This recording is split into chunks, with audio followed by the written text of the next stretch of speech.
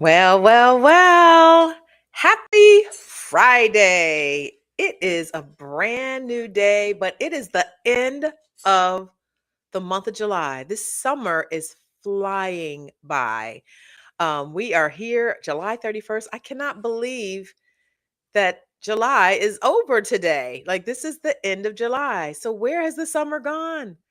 But happy Friday. Welcome. Good morning to you. This morning thing is actually not so bad. Usually I like the middle of the day, but who knows? Maybe I'll kind of make morning my trend. We shall see. We shall see. So I'm making a little bit of an adjustment on my other camera there. I've got a couple going at one time. But I want to thank you for joining me. Thank you for taking the time to tune in to Dr. Tanya Live. Before we dive in, I am going to start with a scriptural verse that I have been doing ever since I started doing these lives. And that comes from Ephesians 2 and 10. Excuse me, which says, "For we are God's masterpiece.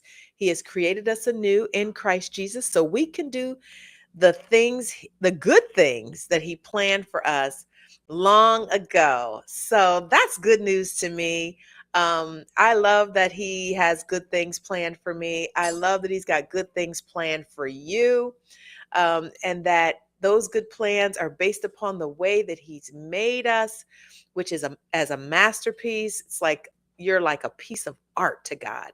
I mean, you were intricately made. You are wonderful and beautiful, and all of the things that no that's the good. Like, you are all of those things because God created you that way. So you're not an accident. And even the things that you're doing in your life, especially if you are walking in your calling or learning to walk in your calling, if you're building a new business, if you've got a dream that won't let you go, some of these are part of the plans that He had designed just for you long ago. Whatever happens, I want you to walk away today and I want you to feel like you understand who you are, who made you, why you were made, and what those good plans are that God has for you. And sometimes you may have more discovery that you have to do to find that, but that's all right. I do have a favor to ask. I will ask that you will please like, share, and follow or subscribe to any of my social media platforms, whichever one you are using or tuning into. Thank you again so much for joining me on Friday. This is actually day 25 of my 90-day challenge, which is crazy. I've been doing this for 25 days straight, and because I'm only doing weekdays, business days. So 25 days straight, I have been coming on live and sharing with you. We are a little more than a quarter of the way through my 90-day challenge. I have challenged myself that every single day I'm going to show up live to encourage women and men who are ready to build a business, to start a business, to get a business off the ground if they've already started one, but they haven't done anything with it. And today is no different. I am still here to do the same thing. So, for those of you who are new, I am Dr. Tanya, and this is Dr. Tanya Live, real talk for women and men building their businesses. So let's dig into today's topic.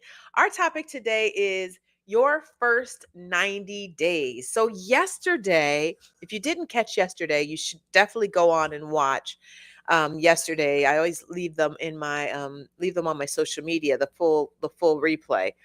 But yesterday's topic was about launching your business. And today we're going to get into, what do you do in the first 90 days after you have launched your new business? So what are you going to do in those 90 days? So that's kind of an interesting question, because I think you spend a lot of time planning, right? You spend a lot, especially when you're thinking about like your opening day or your launch day. You spend a lot of time preparing for that launch. You spend a lot of time preparing to get your business open. But now it's open, right? You are officially open for business. What does that mean? What do you do? Like, what do you do next after you have launched this business? Well, first of all, understand that the launch really is the beginning. So, yesterday I shared that when you're launching your business, that first, that day of the launch of your business, Don't see this as like the end of something. It is not the end of something. It is the beginning of something. It is the beginning of your journey as an entrepreneur, as a founder, as a business owner. And the beginning is it's exciting, but it's also scary because everybody will show up for your launch, all your friends and your family and your loved ones, they're there, they're excited, they're there with you. And they are, they're celebrating with you. This is the beginning of your brand new business, getting started. And then all of a sudden, day two comes, right? And so you're like, wait, they're not all here. They're not all showing up. They're not all buying on day two. So you've got to use the next 90 days to build momentum around your business. So, yes, you've had this major launch, but now you need to do a few things. You need to make sure that your marketing is in place. You want to make sure you got systems in place. You want to make sure that you're tracking outcomes and that you're sharing progress and all the things that an entrepreneur has to do to stay relevant and to stay top of mind so that people know that you're open for business and that you're going to continue to do that. This business continues after the launch day, after opening day, right? And so depending on the kind of business that you have, it's going to look a little bit different. So like if you have a franchise, for example, so a good friend of ours, I say ours, my husband and mine, and actually my business partner met her too. Had she and her husband had Smoothie King franchises. And if you have a franchise of some sort, then you are likely at a location somewhere in a you know plaza or wherever your franchise is. And you've got to do more than just have that grand opening. You got to make sure that you got traffic coming in and out of your store, right? And even if it's not a franchise and you have another establishment and you're selling products, so maybe you're selling jewelry or you're selling clothing or you're selling health products or whatever you're selling, and you have it in a store, then you're going to want to know that there's traffic coming in. So, how do you get that traffic to come into your store? Or if you are an entrepreneur who is a service based organization, how do you continue to build your clientele? So, let's kind of dig in a little bit more, and feel free to ask questions if you have them. I do have my chats enabled. Um, but let's talk about what it looks like in these 90 days, right? So you could break these 90 days up if you want. You can break them up into phases of 30 days, so phase one, phase two, phase three. And you can also see this time period as a learning process. So you may have ideas about how business is going to go and may find in these 90 days that it's not exactly what you thought it was going to be, and that you may need to be a little bit more nuanced about how you do some things. You may find that yes, you can absolutely save this. I am going to save this and you will be able to rewatch this. So thanks for asking that question. Great question. And so some of the things that you may need to think about and um, learn as you're going through and processes, you're going to need to learn how your clients operate, right? And how to get clients, and how are you going to get more clients and customers coming into your establishment or reaching out to you to schedule consultations or whatever it is, that discovery calls, whatever your business offers, however your business is designed, right? So this is a continually learning. You're continuing to learn through this process of the first 90 days of your new business, right? So that first set of 90 days, think about it as like foundation and visibility, right? So you are kind of establishing um, a foundation. You're looking to build momentum. You really want to shore up that foundation. So you want people to understand what it is that your business does. You want them to know that you exist. You want to make sure that they continue to come and patronize you, right? And so it may look a little different depending on the kind of business that you have, but you are building momentum. Okay, so you've had this wonderful grand opening. Some people know that you exist. Recently, I was um, riding down the street, and well, actually, my daughter was visiting and saw that we had this ice cream shop that was like, I don't know, not walking distance, but kind of walking distance, but there are no sidewalks. So, and it was black owned. And so I love to patronize a black owned business because I'm a black owned entrepreneur. And I know sometimes, actually, not sometimes, I know for a fact that black owned businesses do not earn the same amounts and the same rates as other businesses. And so, especially black female women who own businesses, black women who own businesses earn less than every other demographic group. Every other, and you can check my stats, and you can come back and check me if you want to, but I have read the research that, black women do not earn as much in our businesses, but yet we are a large growing demographic group of people who are building businesses. We are also one of the most educated groups in this entire country. So I love to patronize us when there's an opportunity. So I find this black owned um, ice cream shop, and I'd been living in this area for 5 years and had no idea that it existed. So I go in, they've got, and I don't eat dairy, but they've got non-dairy ice cream, and it's really good. And I'm like, this is like, how long have you guys been here? And they're like, we've been here for however long. They've been apart. And I'm like, you've been here all this time. I've been living here for 5 years. I had no idea that this black owned ice cream shop was right here in my little town, right? And they had a flag outside or whatever, but I never paid attention to it until recently, actually this month, in the month of July. And so it made me think about whenever they had their grand opening a few years ago. I didn't know they had a grand opening. So the word didn't get to me somehow. I don't know why it didn't get to me, because they were literally down the street from me. And not only did the word not get to me, by the way, had to throw that out there because one of my HU sisters just joined the call. And so I'm looking, I'm like, how come I didn't know that you guys existed? They're like the best kept secret. You do not want your business to be the best kept secret. So fortunately, they've been in business for a few years. They haven't gone out of business, but the fact that I didn't know about it really kind of bothered me. So now I'm thinking about, how can they be more visible? How can I tell more people? So I start telling people, did you know that there was a black owned ice cream parlor that was literally right over here on this street, Monmouth Avenue in East Hampton, New Jersey? Did you know that? And it's called Serenity. I'm giving them a shout out. They don't even know me, okay? I mean, I have patronized them a few times since. But the thing is, when you're starting your brand new business, you need to be, excuse me, when you're starting your brand new business, you need to be top of mind. People need to know that you're there. You really want to continue to build momentum to make sure that people know that you exist. And it doesn't matter what kind of business you are, people need to know that you exist. So where are your customers hanging out? Where are the clients that hanging out? Are they in communities nearby?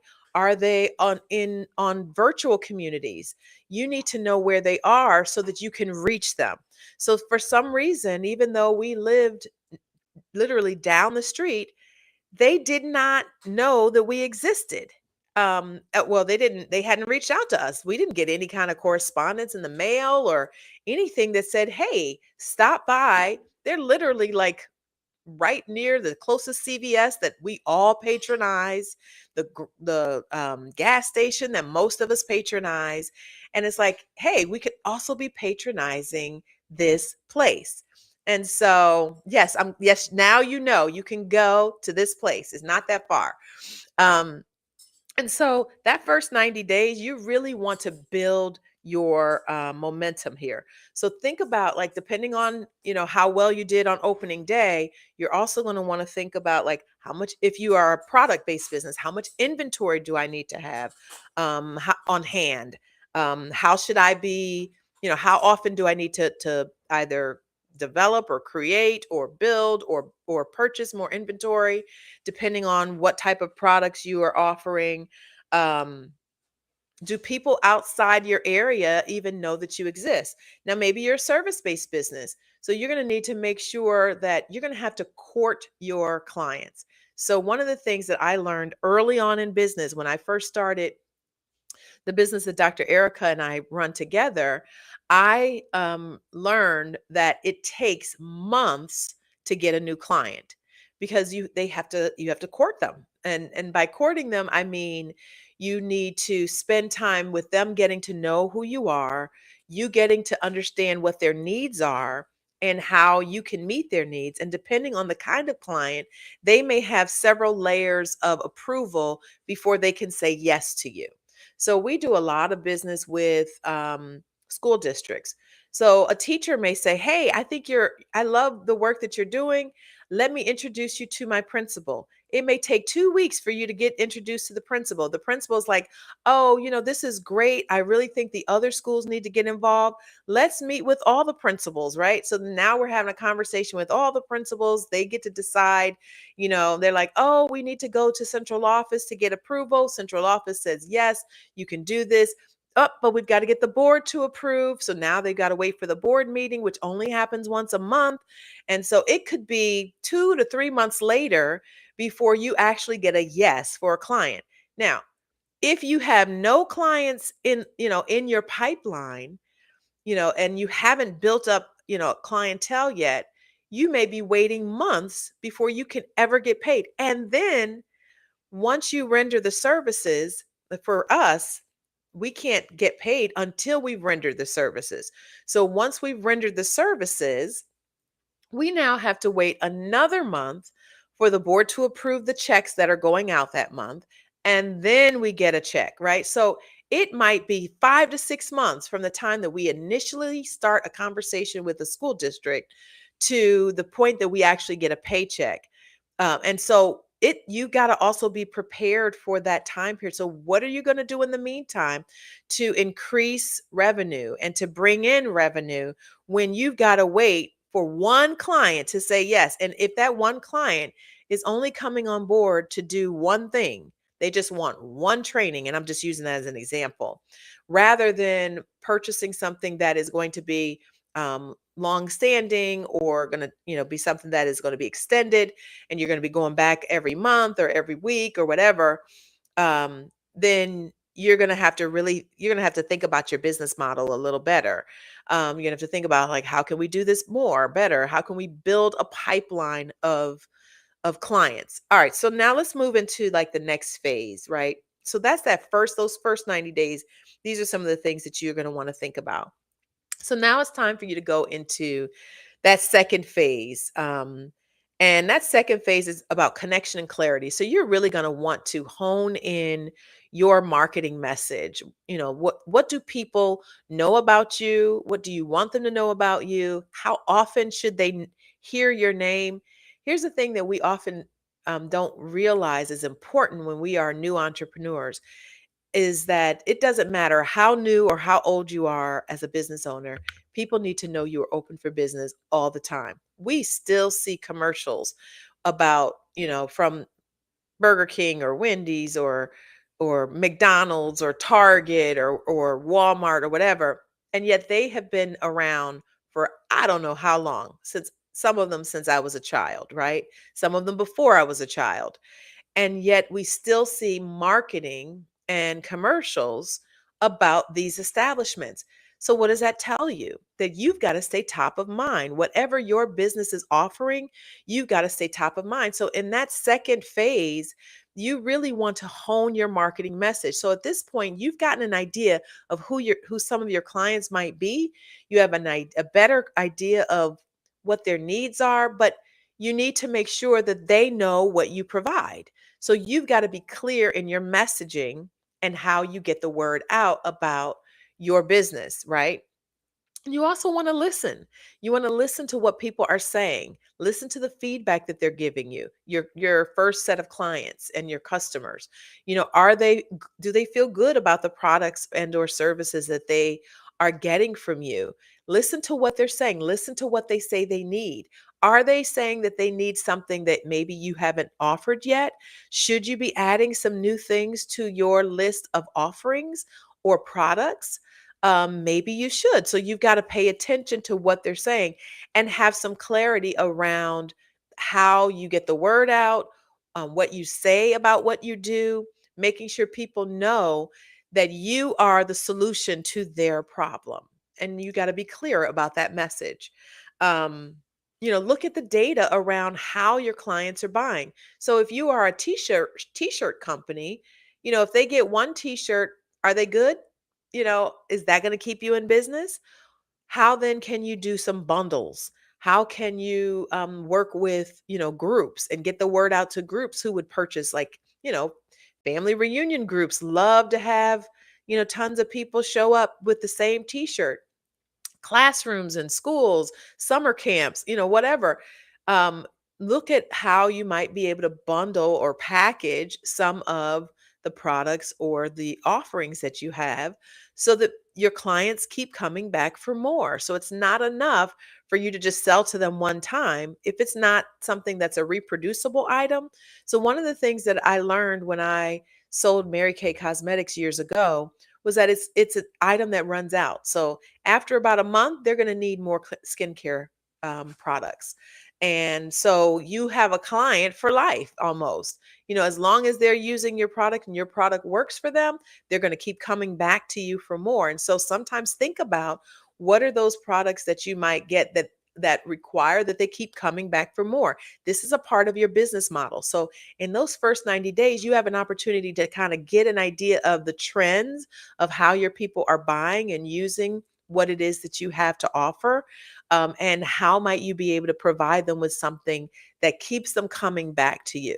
So it could be that if you're a service-based business, it could be that you now start to sell like months of your service. So you can get X amount of months or X amount of, sessions or whatever over a period of time, so they're not just doing a one and done and they're out. And you don't just want the one and done, because you can't stay in business with one and dones. You stay in business with consistency and with things that allow people to come back to you.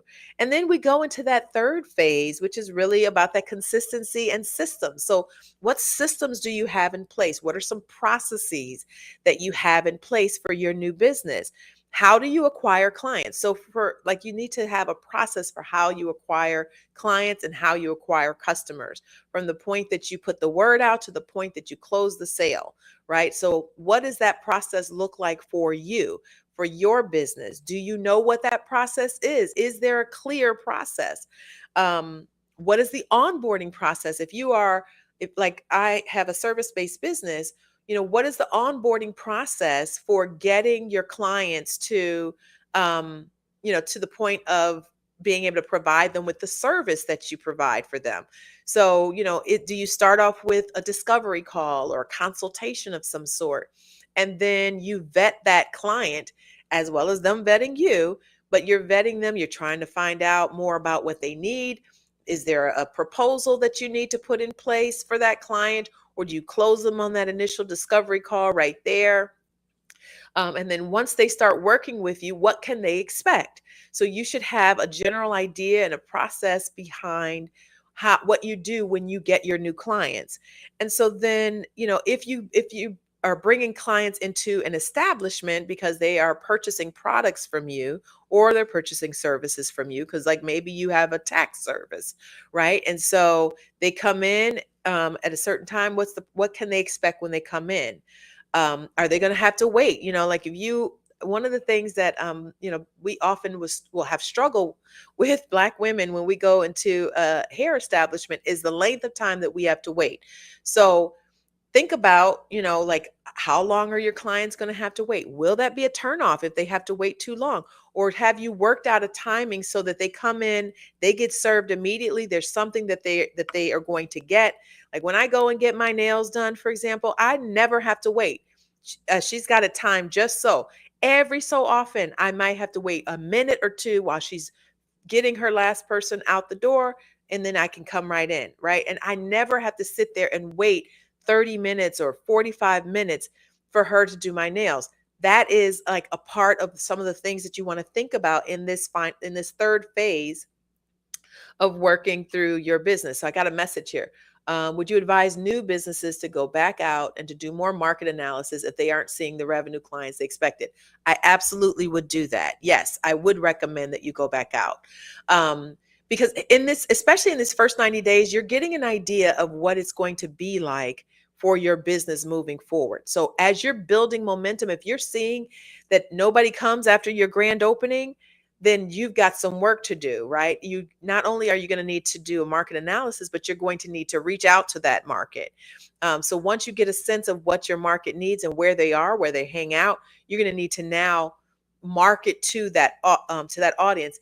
And the rule of thumb is that you typically will spend 5 to 7% roughly of your revenue on marketing. That can be costly.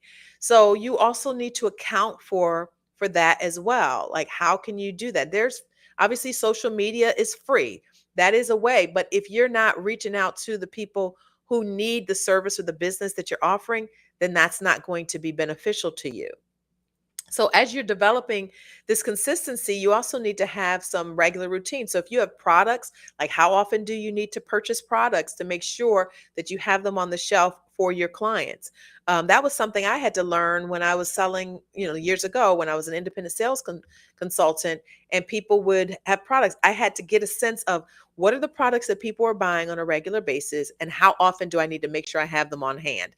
What I never wanted to do was to have people wait for my thing to come in. So imagine you're going to get some new shoes for this fancy event that's coming up on the weekend, and you go into the store, they don't have your size. And they say, "Oh, we can order your size and we can have it in next week." Well, that's too late. So you need to be able to anticipate when your clients are going to need the products or the products that you have to offer. You really want to focus in these first 90 days, especially in that third phase. You really want to focus on building your revenue streams, right? You want to get paid. So it doesn't have to be pretty, but you want money coming in because there's so much that you've got to do. You either have to buy new resource, new products or inventory, or you might have to pay for more marketing and advertising. And so you want to make sure that you've got revenue coming in. You've got clients coming in. So you've got a pipeline of clients already lined up. You are constantly meeting with people. You are constantly getting referrals and asking for referrals. You're getting repeat customers, repeat clients. That is what you want to focus on in these first 90 days, especially in that third phase. And you want to be consistent in, each week. So do you have a rhythm for how your business runs and operates? You want to measure your outcomes, like the question about the market analysis. That's part of some of that data collection that you do to get a sense of, like, well, what are the outcomes? Am I bringing and generating the kind of revenue that I need? And sure, it takes time for your business to grow. It takes a lot of time for your business to grow, but you want to be certain that you're doing the work to get it to grow, right? So you can't sit and wait for people to come to you. You got to let people know that you exist. And then you measure everything. So you get a sense of, how much revenue am I bringing in? What does it cost for me to bring in this number of clients or this number of customers? And am I charging the right amount? Should I change my pricing model? So all of these are the kinds of considerations in those first 90 days that you get to do, and that you want to do and that you're going to need to do to ensure that things are going well. It's a blessing if you open on grand opening day and each day thereafter, you've got clients just flowing and flowing and flowing and flowing. That is a blessing. When I relaunched the consulting firm that I run with my business partner, I relaunched it probably about 4 or 5 months before Dr. Erica came on as my business partner, but I relaunched it with clients. So I didn't have like a grand opening or whatever, but I had clients and I just let people know that I existed. And by letting them know that we existed, people started contacting us. So actually what it was interesting was I'd gotten my doctorate. And then all of a sudden the calls started coming in, which was also a signal for me that, hey, it's probably time to relaunch this business, but because people are looking for, um, you to help them in what, the area that I studied was specifically the area that I was relaunching, the kind of work that I was doing. So calls started coming in before I actually officially relaunched. So I actually had a pipeline of business before relaunching this business, which was really pretty amazing. So once I was out there and I start letting people know, hey, I'm open for business again, then the calls started coming in and the referrals started coming. And so by the time, Dr. Erica came on board, at the top of 2022, we had a pipeline of clients. We had clients who were going to be with us for like months on end. And so she was able to jump right in. We both were able to jump right in. Both of us were able to get paid. By the next year, we had so many clients that we had to hire more staff to support us in the work that we were doing. And so you have to build momentum in this time frame, and it takes a lot. I don't take any of the work that we do for granted. I don't take clients for granted. I don't take having customers or clients for granted. It's just, you can't do that because you never know. There are going to be times that the business is going to take dives. So we learned, the summers for the kind of business that we offer, the summers are slower than the school year might be. And so these are some of the things that you learn as you're opening up your new business. Like, are there seasons that are going to be more productive than other seasons, or that are going to be bringing more revenue? And so you've got to compensate for that, and you got to be prepared for that. All of that as is a part of what it takes in the next 90 days to get your business going, and to get it off the ground and let people know that you have it. So it is Friday morning. You have been with me. I'm so grateful for you having been with me. But I do want to just share two products that I have. And I would, especially if you are a new business owner and you are dealing with some of the fears that go with being a business owner, because it's scary out here. Okay. It's risky. You are taking a major risk. I have something that I want to offer you, both free and low cost. And so the first one is centered around a 10-day devotional, When Fear Knocks, and really it'll walk you through like how you can just kind of address and understand what some of those fears are. But then I have an ebook, specifically Fear is Not Your Business Plan, where you are really digging in and tackling your fears. And there is a companion that goes along, an interactive companion that goes along with that you'll have access to. Go to my website, TanyaBreland.com. Both of those are available there. You can download them, or you can actually work them right there on your device. You don't have to download an extra document or anything. It's right there. Both the devotional When Fear Knocks, as well as the ebook Fear is Not Your Business Plan. Both of them are available to you today on my website, TanyaBreland.com. I'm happy that you were able to join me this Friday, July 31st, the end of the month, and day 25 of my 90-day challenge to inspire and support and help entrepreneurs get their businesses off the ground. Today's topic that we were addressing was your first 90 days. So you've launched your business. Now you're trying to figure out how to keep your business going, how to build momentum, how to ensure that you are creating and generating revenue on a regular basis. And there's so much more that we can talk about, but I'm going to continue this conversation. Maybe not this topic on Monday, but we will come back here again Monday. I am probably going to do it in the morning again, because I'm thinking the morning may be working and may even be earlier in the morning. But Monday, we're going to deal with like faith versus fear, which is a big one as well. It's really a daily choice. Every day we got to deal with whether or not we're going to address fear, or whether or not we are going to walk in our faith. And so I want to thank you for joining me. Thank you um, for just being here today. Spread the word. Let people know that we are here. If this conversation resonated with you, reach out to me, contact me, email me, inbox me, message me, shoot me an email, Tanya@TanyaBreland.com. And that's Tanya with an O. And again, pick up those resources on my website, TanyaBreland.com. Fear is Not Your Business Plan, an ebook with a interactive companion that goes with it, as well as the free 10-day devotional. Until then, have a great weekend, and the world is waiting for you to say yes to being an entrepreneur. I'll see you right back here Monday. I am so grateful that you joined me today. God bless you. Have a great